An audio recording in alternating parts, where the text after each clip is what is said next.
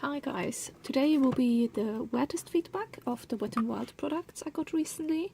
I gave them a good try, so hopefully it was enough to actually form a proper opinion about them, but I'm pretty sure I have a good opinion about each product. I actually start with a quick one. I'm not sure if I actually mentioned that one in my other video. A friend gave me that one, so I didn't actually bought it in my Wet n Wild haul, but I also had a little Wet n Wild mascara, which is called Max Fanatic Cat Eye Mascara. And this one was surprisingly good. It was actually really good. I'm nearly finished with that one. It has one of these silicone brushes. Let me actually show you. The shape of the brush is good. It's made my lashes very nice, voluminous, and it was holding up all day. So very happy with that one. Would repurchase it if I wouldn't have 10 other mascaras to empty first.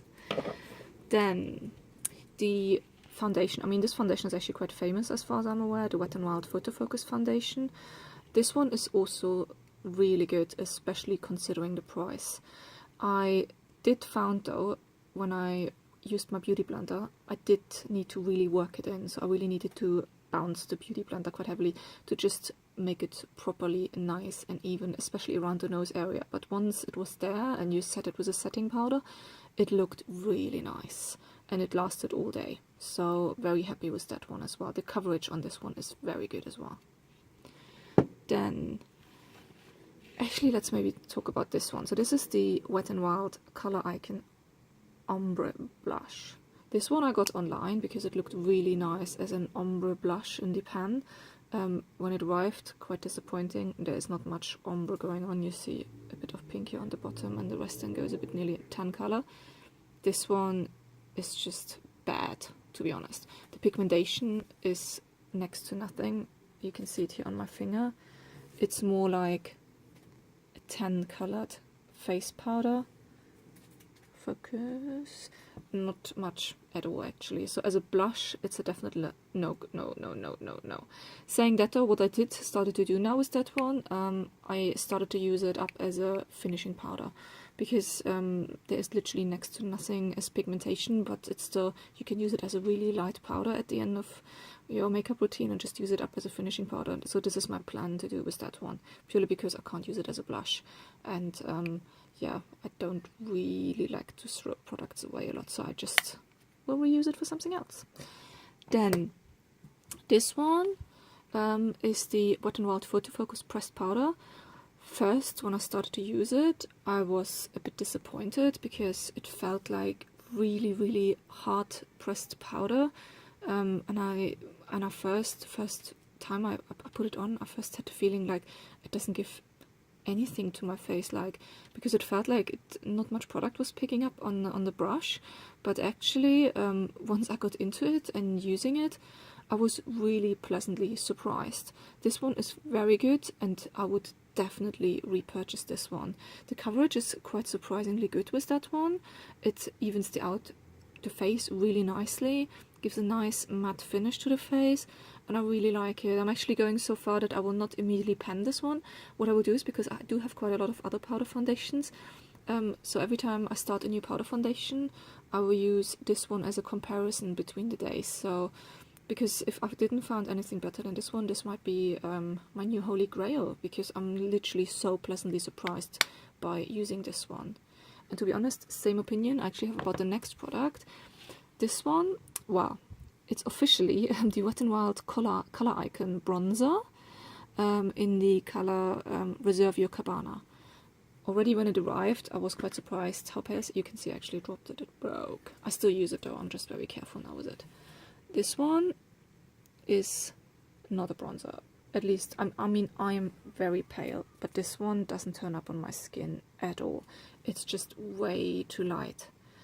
Saying that though, it's perfect to use as a finishing powder at the end over the whole face.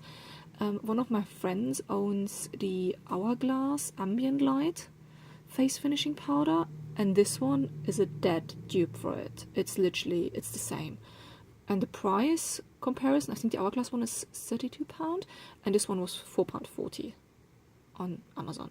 So this is really amazing, and you can see I use it heavily. I really love this one.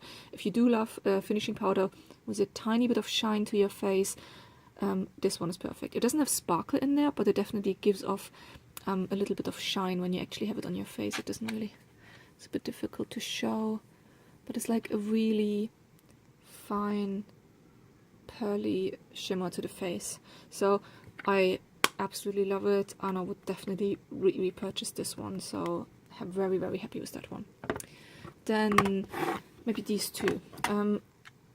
This one, I got it because everyone was raving about it, the Wet n Wild Mega Glow highlighter. I can't really give a proper feedback about this one because this is the color Crown of My Canopy, and this is definitely the wrong color for me. I can't use it as a highlighter, it's way too dark. And you see, it's just like a dark bronzy color on me, if you see that. So unfortunately it's not good as a highlighter. Saying that though, what I will do is I will keep this one and I will use it next summer as a body highlighter. I will put it on my collarbones and on the shoulders, and for that I actually could imagine it quite nicely. So for that one it's okay, but I can't give proper feedback as a highlighter on that one for me. Then this one is the Mega Glow Illuminating Palette in color Catwalk Pink. This one, I mean, it's just huge. It's 11.5 gram. So I'm guessing it's quite thinly pressed as well because it's so big. I wouldn't, these two colors here on the side, I couldn't use them as a highlighter purely because they're too dark for me. But this one here, I actually used a bit as a pinky blusher. And these two together actually go quite nicely as a highlighter for me. So happy with that because the product itself was also really cheap and affordable. I think it was like this drugstore. I bought it online from Amazon, and I think it was also £4.40. I think nearly all of them were roughly the same price when I got it. So I'm very happy with that. And I wouldn't, the only thing I would say though, I wouldn't maybe necessarily repurchase it purely because I don't really use this bottom bit, and highlighter wise, well, you have seen my collection. I have way too many highlighters, and I think I can probably use highlighters until the end of the day. So what I might also do next year, I probably will use it also as a body highlighter, body bronzer a bit, because I think these two colors would go quite nice as a body bronzer. I've seen just recently, oh, I should have done it actually this summer to use up some of my darker highlighters. I've seen someone really nicely highlighting their legs actually, and I think if I would do that next summer, I would be able to really nicely pan some of my products and just get rid of them. Now, the last one. This is the mattifying powder from Wet n Wild, Matte About You. And this one is actually quite good. It's just a normal mattifying powder. I did use it a couple of times. It did its job. It's nothing super amazing, but it's really good to use in between. Take it with you. Just the only problem is if you take it with you, because it doesn't come with anything, you need to take a little brush or sponge with you and then just go on your face again. It's one of these mattifying powders though, where you do have a bit of I don't want to say pearly sheen, well maybe like a bit of pearly sheen to it. So it's not like it definitely takes the oil away from the skin, but it's not like 100% completely matte. But still like it. And Wet n Wild price wise, it's definitely good. What I will actually do is, because I did realize extreme similarities with some of my other mattifying powders, so I probably will do a comparison video between them, because price wise this is literally unbeatable, and it's very similar to another mattifying powder I have, which is literally 10 times the price. Okay, that's it already for me. I hope you enjoyed that. Definitely Wet n Wild, I mean price wise you can't beat it. It's really good. Maybe Poundland would be able to beat it, but then again, not all of the Poundland products are very good. But I'm very happy, and I would definitely purchase some of these products again. So if you liked the video, give it a thumbs up, subscribe to my channel, let me know any of your experience actually with the Wet n Wild products, because as you have seen, I didn't really dip into many other products like eyeshadows or lipsticks. So if you have any experience with that and you have anything to recommend to me, please let me know. Happy to try it out. Just do it before the end of the year, because next year I'm not planning on buying anything for a whole 1 year. But yeah, thank you so much for watching.